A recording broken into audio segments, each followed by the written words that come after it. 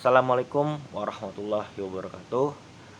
Perkenalkan, nama saya Muhammad Iqbal Aulia, NPM 1935 1651 6471. Di sini saya akan mempresentasikan hasil tugas saya yang berjudul Strategi Komunikasi Grab Indonesia dalam menghadapi krisis pada kasus kecelakaan Grab Wheels di Jakarta. Kehadiran transportasi sewa khusus atau yang biasa kita kenal dengan transportasi online memberikan dampak yang signifikan terhadap perubahan mobilisasi masyarakat terutama di daerah ibu kota. Pergerakan dan perjalanan masyarakat menjadi lebih mudah dengan menggunakan jasa transportasi online. Salah satu perusahaan yang menawarkan jasa transportasi berbasis aplikasi di Indonesia adalah Grab. Grab hadir di Indonesia pada tahun 2014 yang saat ini sudah memiliki cukup banyak pengguna. Saat peluncurannya, layanan utama Grab saat itu tahun 2014 adalah Grab Taksi, yang kemudian disusul dengan Grab Bike dan Grab Car, serta layanan-layanan lainnya. Lalu pada pertengahan 2019, Grab merilis produk atau jasa baru di DKI Jakarta, yaitu Grab Wheels. Hal ini adalah terobosan baru dari perusahaan jasa transportasi. Grab Wheels itu sendiri adalah skuter listrik atau otopet yang biasa digunakan oleh masyarakat melalui aplikasi online Grab. Keberadaan Grab Wheels ini tentu disambut baik oleh masyarakat karena konsepnya merupakan transportasi bebas polusi dan ramah lingkungan. Lalu, walaupun antusias masyarakat terhadap mode transportasi skuter Grab Wheels ini cukup tinggi, akan tetapi pada 11 November 2019 terjadi kecelakaan yang mengakibatkan pengguna Grab Wheels meninggal dunia. Hal tersebut tidak hanya menjadi musibah bagi keluarga korban, namun juga menjadi bencana dan isu negatif bagi perusahaan Grab. Kecelakaan pengguna Grab Wheels menjadi topik hangat di lingkungan masyarakat, terutama di dunia maya. Tidak hanya itu, kejadian tersebut juga tidak luput dari pemberitaan media, baik itu media cetak, elektronik, maupun portal berita online. Yang selanjutnya yang akan saya bahas adalah tentang profil perusahaan. Grab adalah sebuah perusahaan teknologi yang berasal dari Malaysia dan memiliki kantor di Singapura yang menyediakan layanan transportasi angkutan umum meliputi kendaraan roda 2 hingga roda 4. PT Grab hanya menyediakan aplikasi. Untuk kendaraannya sendiri adalah milik mitra Grab yang telah bergabung menjadi bagian dari PT Grab Indonesia. Grab didirikan oleh Anthony Tan dan Hoi Ling Tan yang merupakan warga negara Malaysia. Mereka melihat adanya dampak negatif dari tidak efisiennya sistem transportasi yang ada pada saat itu. Mereka pun memiliki ide untuk membuat aplikasi pemesanan transportasi, khususnya taksi, yang kemudian menobatkan mereka sebagai finalis dalam kontes Harvard Business School 2019 Business Plan.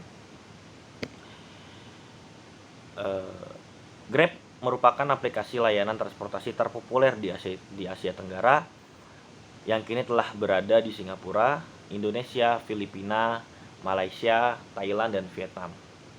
Menghubungkan lebih dari 10 juta penumpang dan 185.000 pengemudi di seluruh wilayah Asia Tenggara. Yang selanjutnya akan saya bahas adalah analisis SWOT.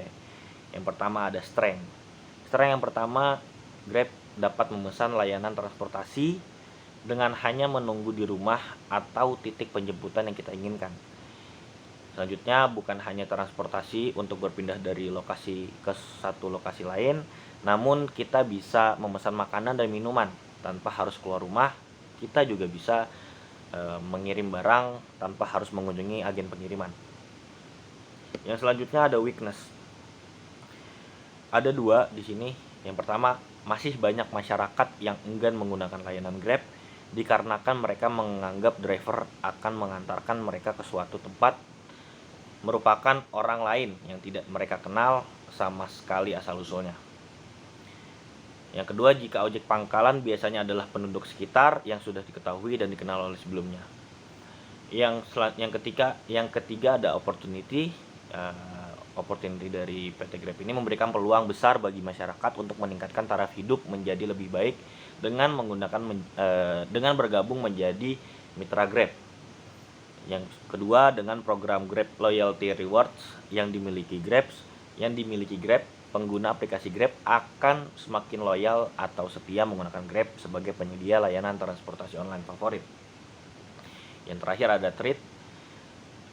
Grab bukan hanya penyedia layanan transportasi online pertama dan satu-satunya yang ada di Indonesia. Yang kedua, persaingan yang terjadi sangat begitu ketat antara Grab dengan penyedia layanan transportasi online lainnya.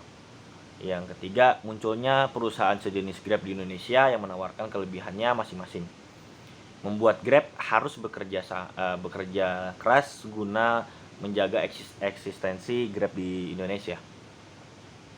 Yang akan mau saya bahas yang selanjutnya adalah siapa saja stakeholder yang terdampak akibat kecelakaan yang menimpa pengguna Grab Wheels di Jakarta. Krisis yang dialami oleh organisasi atau perusahaan secara tidak langsung akan memberikan pengaruh terhadap hubungan dengan stakeholders. Krisis jika tidak ditangani dengan tepat dan cepat maka akan mengancam keberlangsungan hidup organisasi atau perusahaan itu sendiri.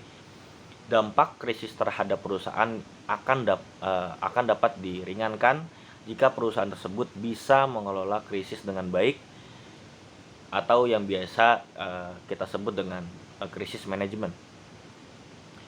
Pada hal ini yang saya ambil stakeholder yang terdampak pada kasus ini adalah masyarakat itu sendiri. Bagaimana trust masyarakat yang menurun untuk menggunakan aplikasi Grab Wheels ini.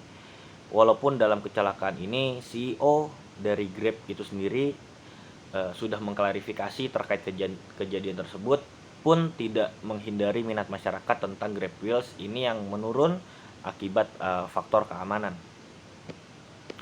Lalu yang terakhir ada yang mau saya bahas adalah tahap perencanaan penyelesaian masalah.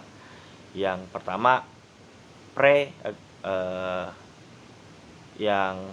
adalah pre-crisis phase, di mana Grab di Indonesia melakukan komunikasi yang baik dan juga memberikan edukasi kepada stakeholders terkait krisis yang mungkin terjadi terkait penggunaan Grab Wheels melalui berbagai macam dan media seperti uji coba gratis dan pesan atau petunjuk keamanan berkendara pada aplikasinya. Yang kedua ada krisis respon atau fase krisis. Fase ini Grab Indonesia sudah melakukan komunikasi yang baik, yaitu dengan cepat tanggap mencari tahu permasalahan-permasalahan yang terjadi, dari menghubungi keluarga korban hingga menyampaikan bela sungkawa. Yang terakhir adalah post krisis. Fase setelah krisis terjadi merupakan fase membenahi diri bagi Grab. Pasca kecelakaan atau krisis tersebut, Grab benar-benar belajar dari kekurangan mereka, khususnya dalam sosialisasi dan edukasi penggunaan Grab Wheels secara aman. Maka pada fase ini, Grab gencar melakukan event-event untuk edukasi aman menggunakan Grab Wheels, serta tegas memberikan sanksi bagi pelanggaran yang dilakukan oleh pengguna. Dari semua fase yang sudah dilalui ini, Grab telah melakukan survei bertajuk Bukti Nyata Dampak Sosial dari Grab Wheels yang hasilnya 9 dari 10 masyarakat Jakarta sangat mendukung adanya Grab Wheels ini. Mungkin itu saja yang bisa saya sampaikan. Kurang lebihnya mohon maaf. Wassalamualaikum warahmatullahi wabarakatuh.